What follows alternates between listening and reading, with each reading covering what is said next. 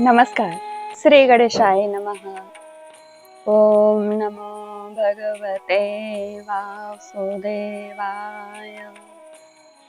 आज मैं आपको माघ स्नान के मुख्य मुख्य तीर्थों और उनके नियम बताऊंगी। माघ मास महात्म्य में यह छठा अध्याय है। इसमें वशिष्ठ जी मानसिक तीर्थ को महत्वपूर्ण बताया गया। सारे कर्मों को माघ स्नान का तीर्थ बताया है। कौन कौन से कर्मों को माघ स्नान का तीर्थ बताया है, जिसको करने से, स्नान के साथ साथ उसे करने से पुत्र मित्र कलत्र स्वर्ग मोक्ष तक की प्राप्ति होती है। आइए शुरू से आखिरी तक जरूर सुनिएगा। माघ स्नान के लिए मुख्य मुख्य तीर्थ और नियम। राजा दिलीप ने पूछा, मुने, आप इक्ष्वाकु वंश के गुरु और महात्मा हैं, आपको नमस्कार है। माघ स्नान में संलग्न रहने वाले पुरुषों के लिए कौन कौन से मुख्य तीर्थ हैं, उनका विस्तार के साथ वर्णन कीजिए, मैं सुनना चाहती हूँ। वशिष्ठ जी ने कहा, राजन, माघ स्नान आने पर बस्ती से बाहर जहाँ कहीं भी जल हो, उसे सब ऋषियों ने गंगा जल के समान बतलाया है। तथापि मैं तुमसे विशेषतः माघ स्नान के लिए मुख्य मुख्य तीर्थों का वर्णन करता हूँ। पहला है तीर्थराज प्रयाग। वह बहुत विख्यात तीर्थ है।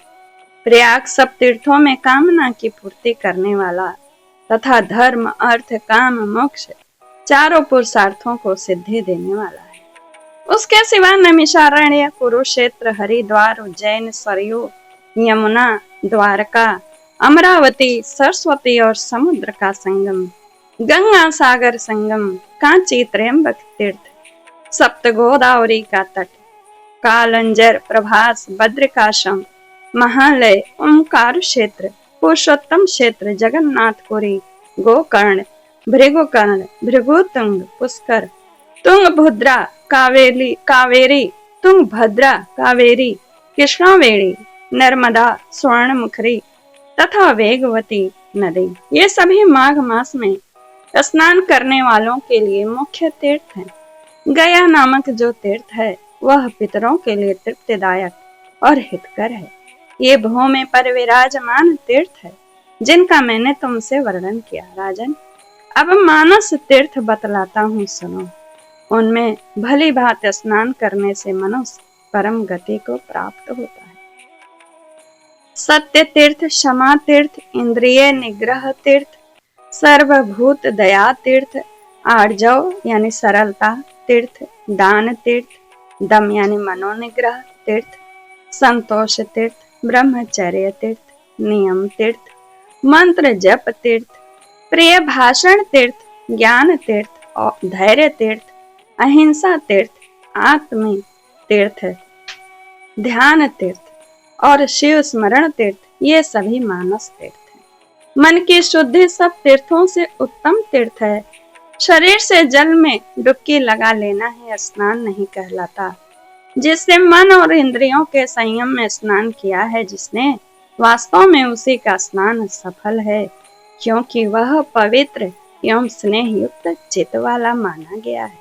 सत्यम तीर्थम, क्षमाम तीर्थम, तीर्थम इंद्रिय निग्रह, सर्वभूत दया तीर्थम, तीर्थमार्जवमेव च, दानम तीर्थम, दमस्तीर्थम, संतोष तीर्थमेव च, ब्रह्मचर्यं परमं तीर्थम, नियमस्तीर्थमुच्यते, मंत्राणां तु जपस्तीर्थम, तीर्थम तु प्रेवादिता, ज्ञानं तीर्थम, धृतिस्तीर्थ, हिंसा तीर्थमेव च, आत्मतीर्थम, ध्यान तीर्थम, पुनस्तीर्थम, शिव स्मृतिः, तीर्थानाम् उत्तमं तीर्थम, विशुद्धिर्मनसः पुनः। न जलाप्लुत देहस्य स्नानमिति विधीयते, स्वस्नातो योऽयमस्नातः शुचिस्निग्धमनामतः। जो लोभी, चुगलखोर, क्रूर, दंभी और विषय लोलुप हैं, वह संपूर्ण तीर्थों में स्नान करके भी पापी और मलिन ही बना रहता है। केवल शरीर की मैल छुड़ाने से मनुष्य निर्मल नहीं होता। मन की मैल धुलने पर ही वह अत्यंत निर्मल होता है।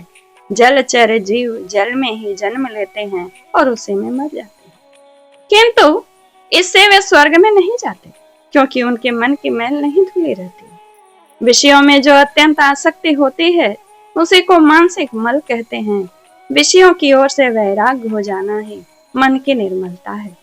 दान, यज्ञ, तपस्या, बाहर भीतर की शुद्धि और शास्त्र ज्ञान भी तीर्थ ही है। यदि अंतःकरण का भाव निर्मल हो तो ये सब के सब तीर्थ ही हैं। जिसने इंद्रिय समुदाय को काबू में कर लिया है वह मनुष्य जहाँ जहाँ निवास करता है वहीं वहीं उसके लिए कुरुक्षेत्र, नैमिषारण्य और पुष्कर आदि तीर्थ प्रस्तुत हैं।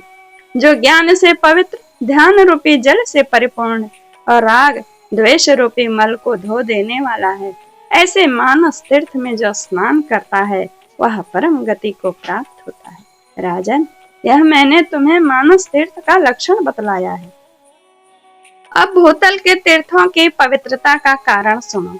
जैसे शरीर के कुछ भाग परम पवित्र माने गए हैं, उसी प्रकार पृथ्वी के भी कुछ स्थान अत्यंत पुण्यमय माने जाते हैं।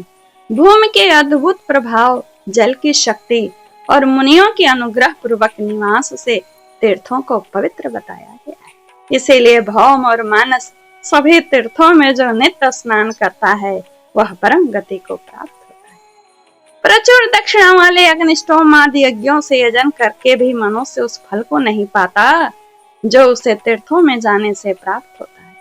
जिसके दोनों हाथ, दोनों पैर और मन भली भांति काबू में हो तथा जो विद्या, तप और कीर्ति से संपन्न हो वह तीर्थ के फल का भागी होता है। जो प्रतिग्रह से निवृत्त, जिस किसी वस्तु से भी संतुष्ट रहने वाला और अहंकार से मुक्त है वह तीर्थ के फल का भागी होता है।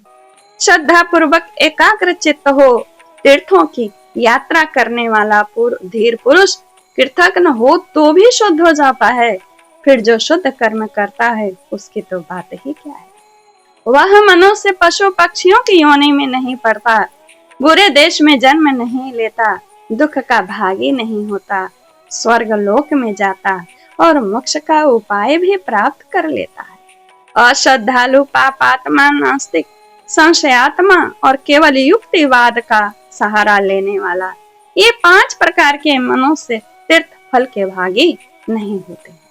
जो शास्त्रोक्त तीर्थों में विधि पूर्वक विचरते हैं और सब प्रकार के द्वंद्वों को सहन करते हैं, वे धीर मनुष्य स्वर्ग लोक में जाते हैं।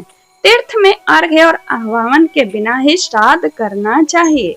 वह श्राद्ध के योग्य काल हो या न हो, तीर्थ में बिना विलंब के श्राद्ध और तर्पण करना उचित है। उसमें विघ्न नहीं डालना चाहिए। अन्य कार्य के प्रसंग से भी तीर्थ में पहुंचे जाने पर स्नान करना चाहिए।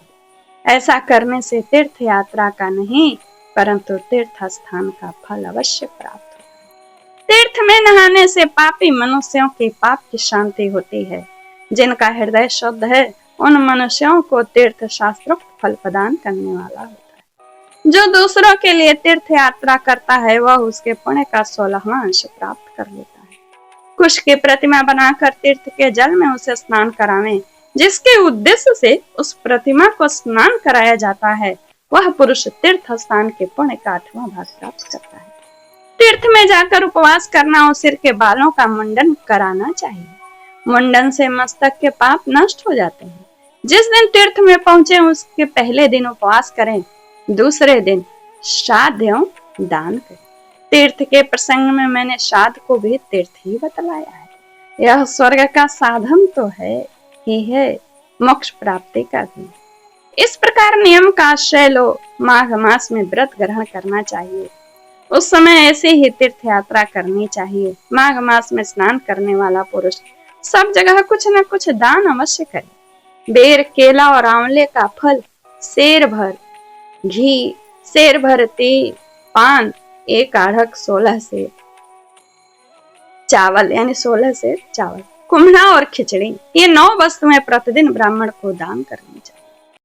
जिस किसी प्रकार हो सके माघ मास को व्यर्थ नहीं जाने देना चाहिए।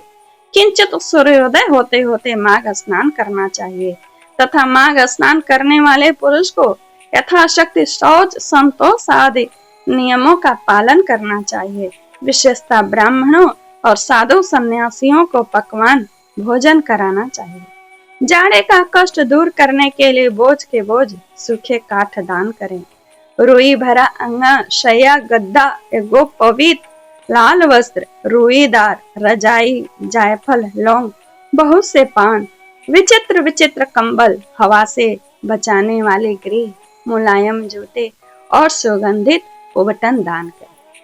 माघ स्नान पूर्वक घी, कंबल, पूजन सामग्री, काला अगर धूप, मोटी बत्ती वाले दीप और भांति भांति के नैवेद्य से माघ स्नान जनित फल की प्राप्ति के लिए भगवान माधव की पूजा।